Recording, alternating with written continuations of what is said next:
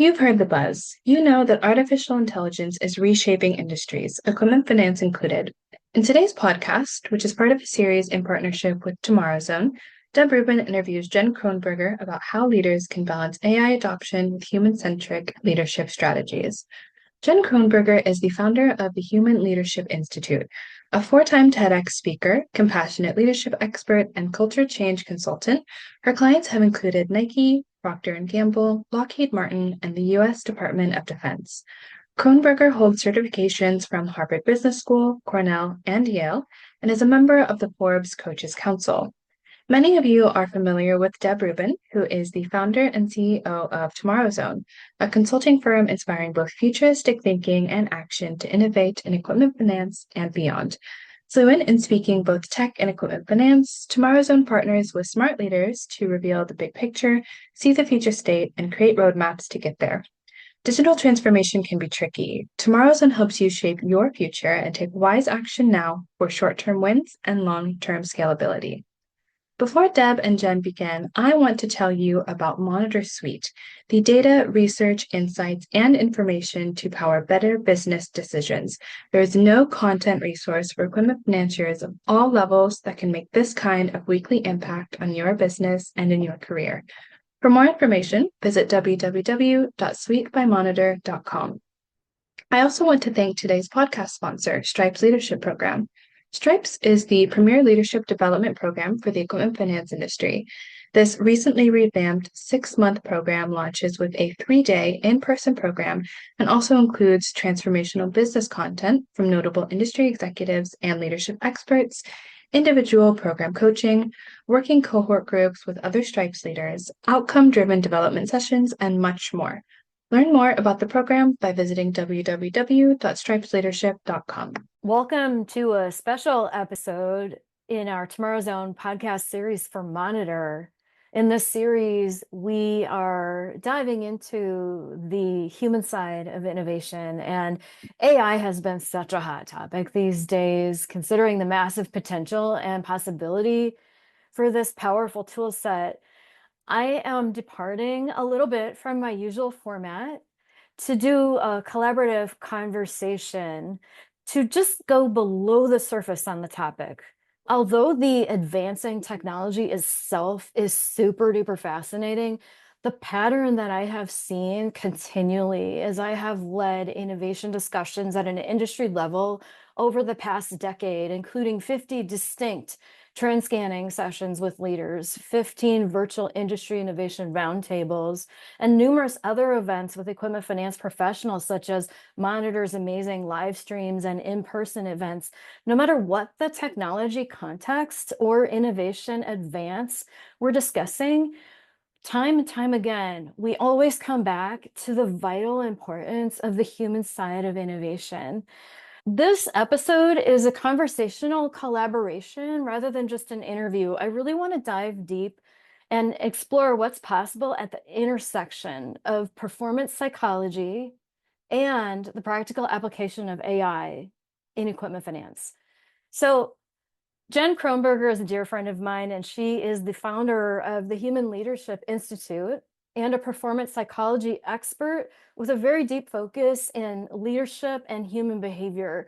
Her clients include Nike, Samsung, Procter & Gamble, Lockheed Martin, the U.S. Department of Defense, the NIH, the USDA, on and on. She's making awesome happen all over the place with her focus on performance psychology. Jen, welcome to the show.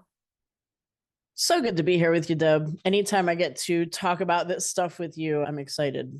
I'd do it anywhere, anytime. Awesome. I'm really excited to geek out with you on this. So I'm a technology enthusiast. Technology is not your main focus. So I'm just going to set the stage a little bit. Yep. Perfect. So AI is a really broad topic. And even though we're using the same term AI, often what I find is that we don't have a shared definition of what it really is. So for the purposes of our conversation, here's my simple definition. At its core, artificial computer programs that mimic human cognitive abilities and skills. It's a branch of computer science. It's made up of a lot of different tools. It's not a single monolithic, one size fits all type of software program or platform like the way that we think of core system approaches of the past. It's a tool set. So depending on the use case, I like to think of AI as either intelligent automation or even augmented intelligence. It's different from other software tools. It behaves different. So to successfully leverage these superpowers, we need to adopt a new mindset for interacting with technology. We don't want to think of AI as a separate project, but we need to think of it as a vast and powerful tool set that helps us to automate tasks all across our business.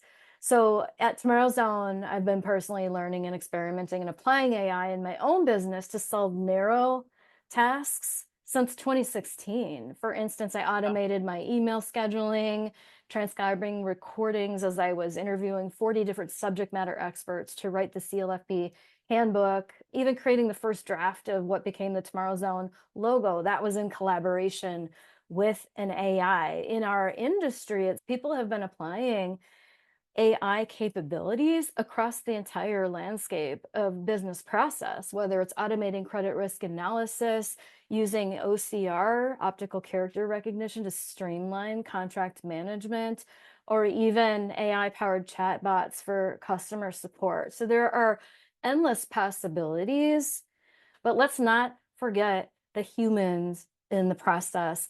Jen, what are you seeing in your work and research as we're navigating this AI-filled world these days? I was speaking at an event the other day. Someone standing next to me, we were just in a conversation pre-event, and someone had said something about AI, and she said, "Oh, I'm so afraid of that." And I thought, wow, isn't it fascinating? I think some people have a preconceived notion on what it is, what it's not. And I think, thank you for making it so simple to understand for so many people who I think just don't really understand the power and brilliance behind what our future holds and the opportunities to do things that we weren't able to do before. And it was fascinating to me to see that, and then to see her soften for a second and say, but it might be really helpful if I understand. And I thought, wow, that's amazing to me. This is the future of technology. And the future is right now. I love your Tomorrow Zone idea because you're in it today and you're leading the way for that. One of the things that occurs to me when I see things like that is recognizing the fact that humans are behind all of it, and that the human aspect of understanding why this is important right now, why we need to make sure that we are recognizing the fact that humans are always going to be the important driver. And human skills, I think today more than ever, are critical to this, to everything that comes after this, not just in ethics and all of those pieces of the puzzle, but also in the recognition that the emotion of human connection will always be at the core of everything we do. And finding ways to wrap that into progression forward is key. A lot of the companies we're working with, we're seeing that come up, especially in technology, and companies that are focused on technology, focused on where we're going, focused on the pieces of the puzzle that aren't the human side. And then all of a sudden recognize like, whoa, wait a minute. Hold on. Got to make sure the people are actually with us on this journey and that they're included and that they feel a sense of pride and ownership also in a company, because that's important. It's recognizing that people matter in this whole equation. And I'm seeing that a lot more. I'm seeing a lot of people recognizing that. I think we have to not hit the pause button, but come along for the ride alongside technology as it moves forward to further our people skills Technology is not specifically my strong suit. However, I understand the importance of it. And I want to be able to bring my piece to the table that connects with others. It's not just about going in one direction. It's really opening that conversation to everyone and allowing everyone to participate. I think you bring up a really good point, and I loved the imagery that you brought up, because one of the things I've noticed in consulting work, especially if I'm called in to help figure out and troubleshoot why is this project going off the rails, or why did we have such a tough experience implementing this system or software. And you mentioned puzzle pieces, and often we're so focused on the technology pieces of the puzzle that we forget that in order to successfully assemble that puzzle into a completed thing, we need the big picture. Yeah. And humans are a big part of the box top. That's right. And a major set of the pieces of the puzzle. Yeah. Often we're not even starting with a complete frame of reference if we're not acknowledging the vital nature of the human side of these innovations. And when I'm talking about innovation, I'm talking about making positive changes and doing things in new ways to improve the human experience, whether that's for your employees, for your customers, for your stakeholders. It's got to improve the human experience. Otherwise, you're just throwing away money. Right. Let's discuss some specific ways that leaders in equipment finance can merge AI adoption with a people-first mindset.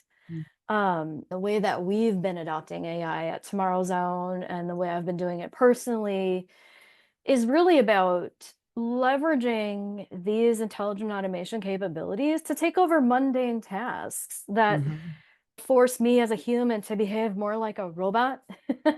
Yeah. Why not just let the robots do stuff like that? Exactly. So, so AI can take over mundane tasks for people, like automating sales data entry. When we can do stuff like that, then we can free up our team members to focus on higher value work and bring higher value to the company, like relationship building or strategic and creative problem solving.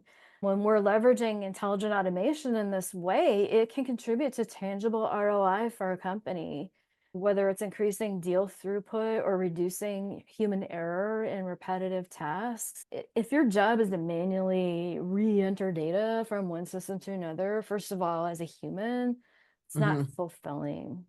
Right. It's actually demotivating. Yeah. And I've heard that a lot. I've heard a lot of people. It's not just an equipment like I'm not making a difference. Yeah. The most successful companies that are leveraging intelligent automation to streamline their processes, whether it's credit application process or cutting down approval times, improving customer satisfaction, they're always bringing the people along for the ride and really focusing on the adoption of these changes, whether it's building trust in each other and the intelligent automation tools, or just getting with the change as your role is changing in nature. From a performance psychology standpoint, Jen, what's your take on this? Let's talk about change for a second, because I think that is such a big piece of this, right? When we're dealing with people, change is hard, right? For most people, and that's the narrative. That's the story we tell ourselves. Change is hard.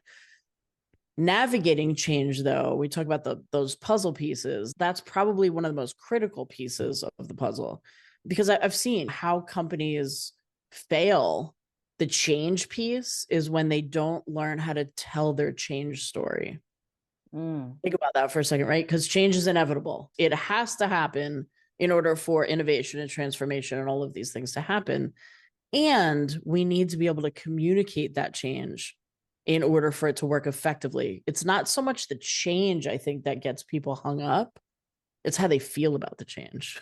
And so when we're dealing with people, I think about AI as it's innovation that tests our limits. Innovation doesn't happen in a vacuum, though. It can't happen outside the hands of trust. You mentioned trust. People create trust, and that's sacred in a company. And it's critical, I think, to the success of everything else moving forward is that that trust exists, and the trust can't happen without psychological safety. You hear the word a lot, the word psychological safety. It's the belief that you won't be punished or humiliated or whatever for speaking up, whether it's ideas or questions or concerns about, hey, this, I don't know if this is going to work. And you're safe to make mistakes.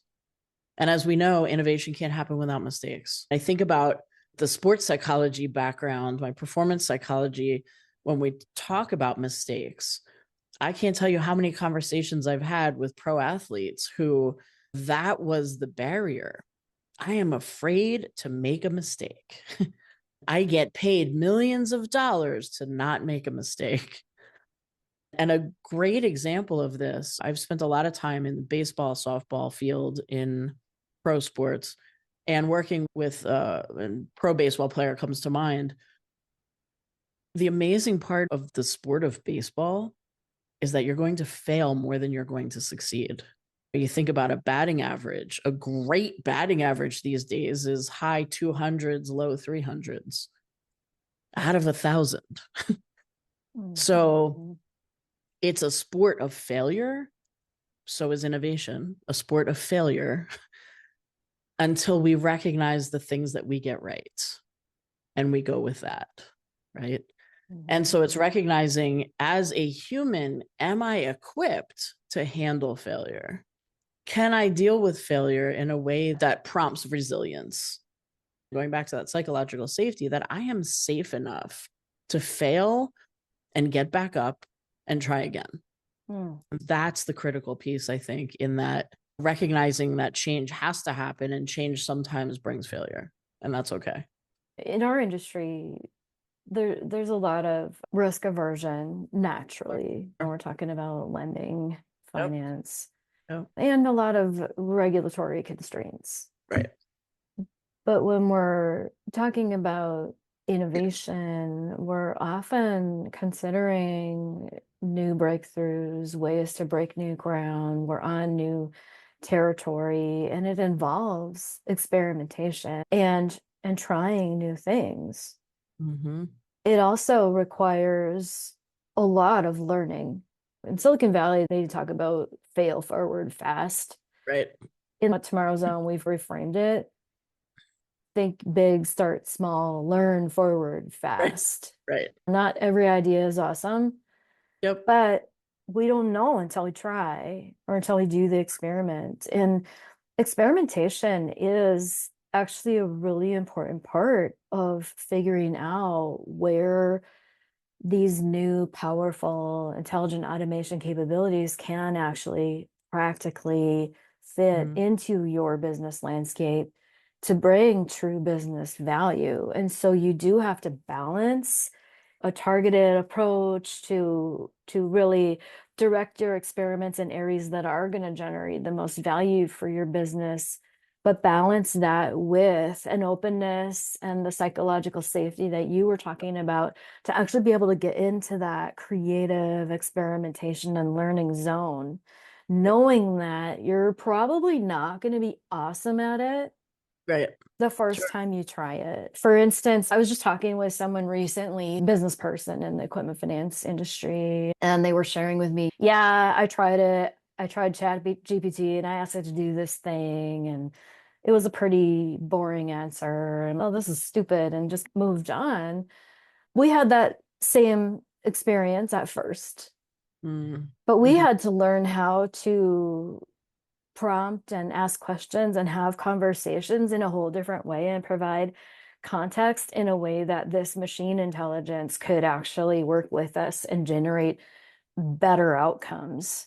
And so through that, myself and my whole team have learned how to collaborate with these new AI tools that are generally available to anybody who wants to try it out.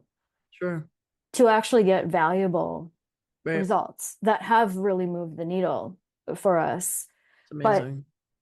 But it requires creating that environment where it's okay to experiment, have some guardrails for what that looks like and what's allowed, what's not allowed. But then within those constraints, you can still really stretch your imagination of what's possible and start to learn how to interact with this new technology in a whole new way. And that's, I think, where the mindset shift Mm-hmm. is so important for leaders and teams who really want to adopt these technologies in a way that really contributes value to companies. Yeah, that's brilliant. I think what you just said too is that really contributes value. At the end of the day, you have to recognize that you might not get it right at first. And I'm still focused on wanting to create that value and recognizing that this might be new to me and I'll get there. It just might take a little bit. And that's hard for a lot of people, right? Mhm. Especially if you've been in the industry for a while, you've been doing your job for a long time. An interesting question, I think, when was the last time you did something for the first time? For some of us, it's been a while. And so maybe exercising that muscle would be a great way to get into that. Pick Yeah. up something that you've never done and try it. Because we have to be okay with not being good. And for a lot of people, that's hard, right? We are conditioned to be perfectionists in our tendencies as humans. Go out and do something for the first time, and then this gets a lot easier. So at Tomorrow Zone, we've worked with several different equipment finance leaders and their teams to help them navigate automation and digital transformation without losing sight of the human side. So a lot of the work that we're doing on the front end of innovations like that is just really helping get teams aligned from the top down and all across to understand this is where we're going, this is why it's important, and how we're going to get there together. I just listened to a really great presentation at the ELFA Operations and Technology Conference this week, where the winners of the Ops and Tech Excellence Award were sharing their project, and they were doing a lot of work on process change and automation, and they've been adopting AI tools. They've got a team of data scientists on staff, and so they're pretty advanced in the technology. But the thing to me that was so impressive about what they're doing as they're adopting these technologies is they really intensely focused on how do we bring our people along. And they focused on that from the start. We always like to say buy-in is not something that you bolt on as an activity after you've come up with the big vision for what you're going to do in your company.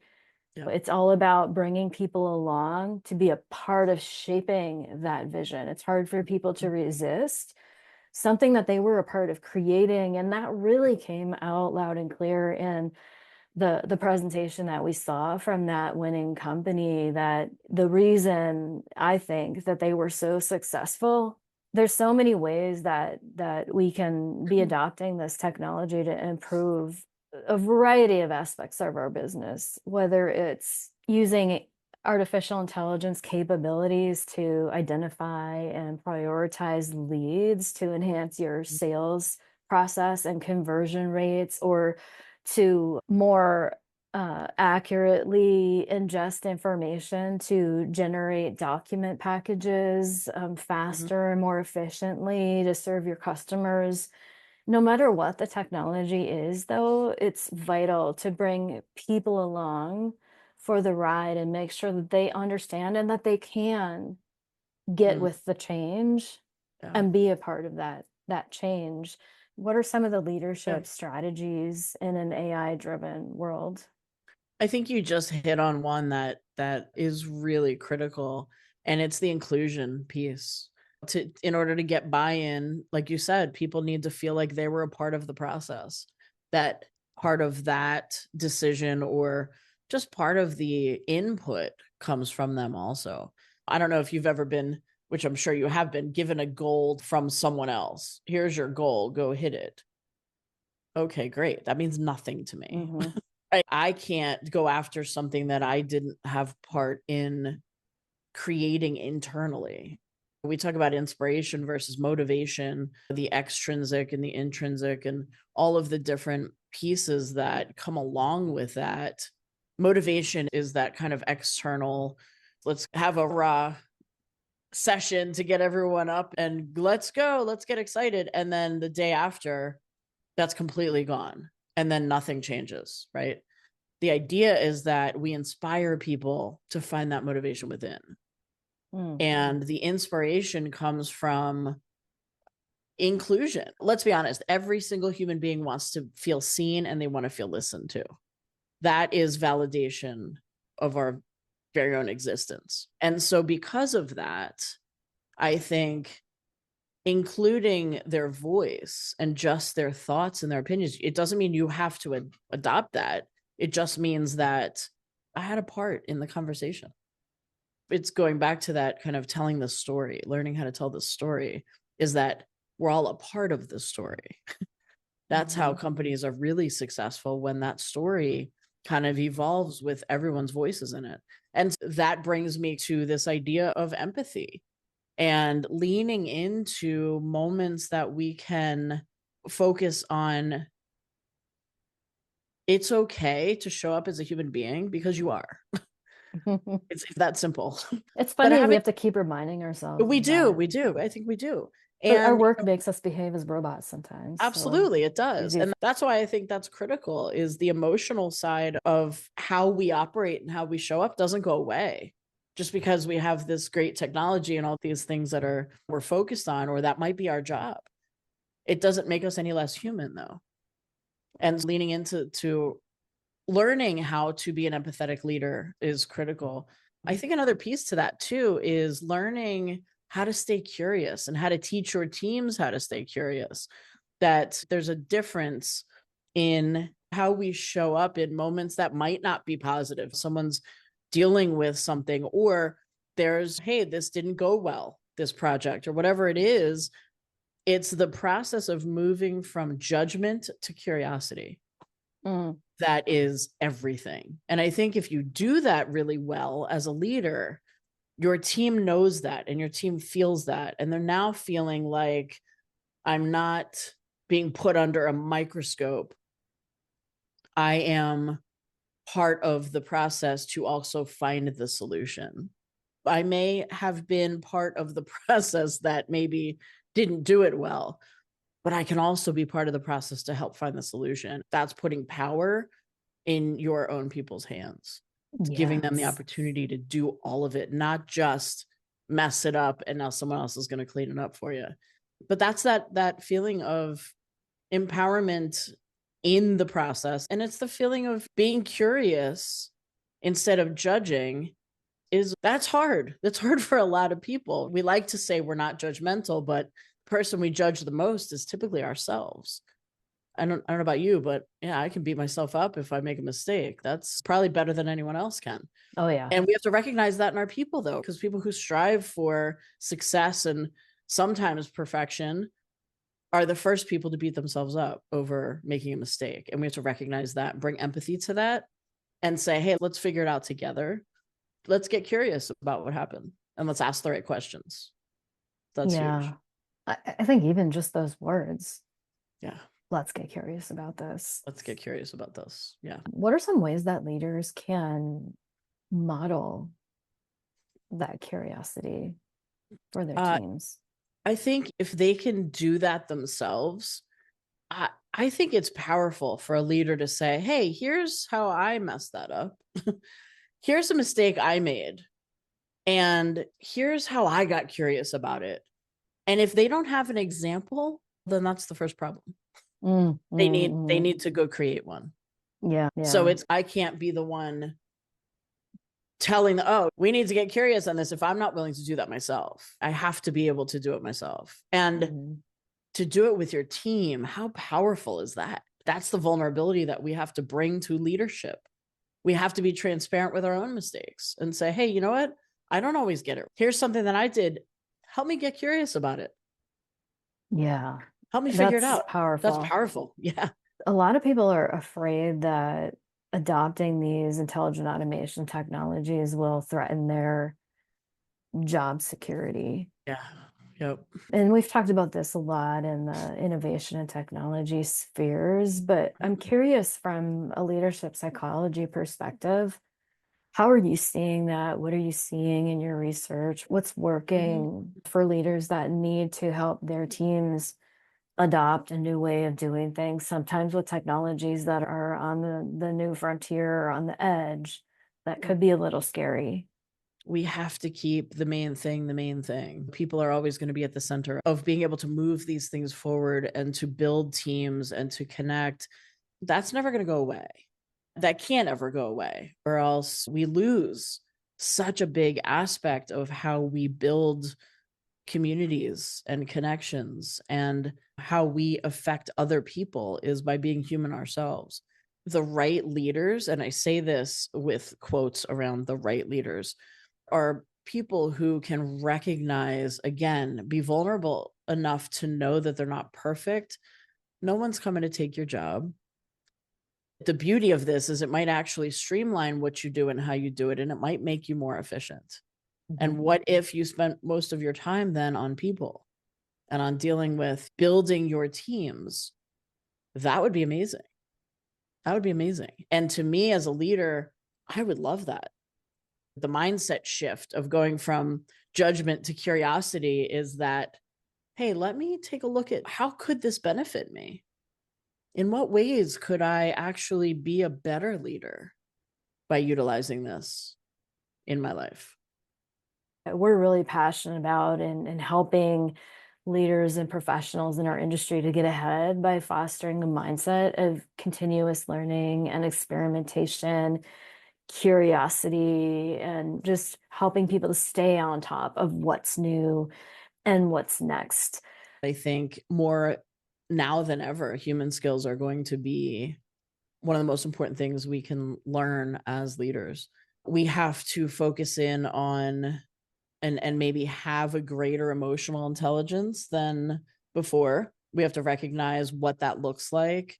And when we talk about emotional intelligence, it doesn't just mean understanding someone else's emotional responses, but it's also understanding our own and being able to control our own, right? I think we talk a lot and we've heard the words burnout over and over, right? I'm tired of hearing them. And, it's a thing. And I think in order to take away some of that tired feeling of the world is moving so fast, everything around me is moving fast, and my plate is piled high with all the things I need to do. That is the common feeling. You ask people these days, oh, how are you? And you hear, oh, so busy. I'm tired. I'm all of those answers. And that's our reminder that this is where we are today. And so as a leader, recognizing that is where a lot of people sit, is not finding the time to actually do everything they need to do, or with their family or whatever. How can we make sure that we're prioritizing self-care, people's well-being, mental health, all of the things that I think are critical in fostering the right environment and a culture that takes care of its people, which includes building trust, right? We talk about that all the time. Trust is such a cornerstone of everything else that follows that. And they have to be really at the foundation of what happens next, regardless of what technology looks like now or into the future. That we have to make sure that we are putting the human at the center of that, and that creating the best cultures and the best environments for people to thrive is everything to me. It's just so fun to dive deep and geek out with you on this stuff, but we're coming to the end of our time, so let's just wrap this up. So wait, I need to say something real quick. Since you're doing this episode a little differently, I know that you always ask at the end of your podcast, what's one thing leaders can do today to shape a more awesome future?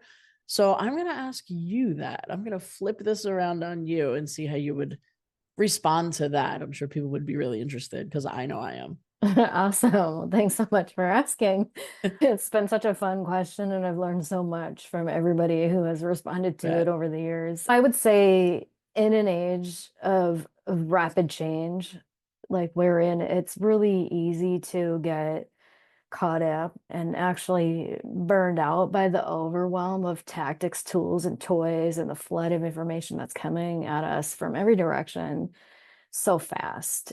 The one thing that leaders can do today to shape a more awesome future for themselves and for their teams is to take action to get over this overwhelm by stopping and stepping back and cranking up their curiosity to an 11 on a scale of 1 to 10 and I love that. getting educated about what AI can do, and more specifically, what it can do for you in your business context with your company's nuances, your operational processes, and understand that AI isn't some mysterious ambient force in the ether. It's a set of power tools Yep. we can use right now, and getting educated on what these tools can do, how they work, and how they can be practically applied to bring true business value is what's really going to help you to shape a better future. Just as an example, recently my team led a really engaging virtual workshop for emerging leaders in our industry from 4 different bank lessors. We have a really unique visual and hands-on educational experience around AI. We help them explore 2 different categories of AI capability. There's over 70 different capabilities that we could explore together. Just by making time to focus and get curious and explore, they were able to come up with 37 different and practical use cases to apply intelligent automation in leasing front office departments across marketing, sales, credit, and documentation. And it was so cool to watch. And they did this in under 20 minutes. It doesn't have to take a lot of time, but you just have to be willing to get curious and to think about it in a new way. So I think the one thing you can do is invest some time to get educated and explore the practical application of AI. So how would you answer this question? Oof. Immediately, the thing that strikes me just in this conversation with you, the one thing for me is to take a step back out of the lens of leadership and performance and AI and all technology, and to look at this whole picture in your life. You get one shot at this. This is an adventure. I love adventures, right? So when we can frame an excitement around what's next, it's hard not to be excited about it. Yeah. It's your brain is telling you, go look for something green, and you look outside and okay, there's green. I wasn't thinking about green before. I just told my brain to go find it. And so when we're focused on and we're looking at AI and all these tools in a positive framework instead of being afraid of them, what is possible? It's exciting. This is an adventure and we get to go on it. We're living in this time and place for a reason, and we get to lead through that adventure. And that's, to me, that's not just one thing, that's everything. That is everything. I love that so much. Jen, it's been so fun chatting with you about this topic, and every conversation and collaboration has been an adventure. Yeah, always. So thank you so much Thank for you, being Deb. on the It's always a show. pleasure. Thanks for having me.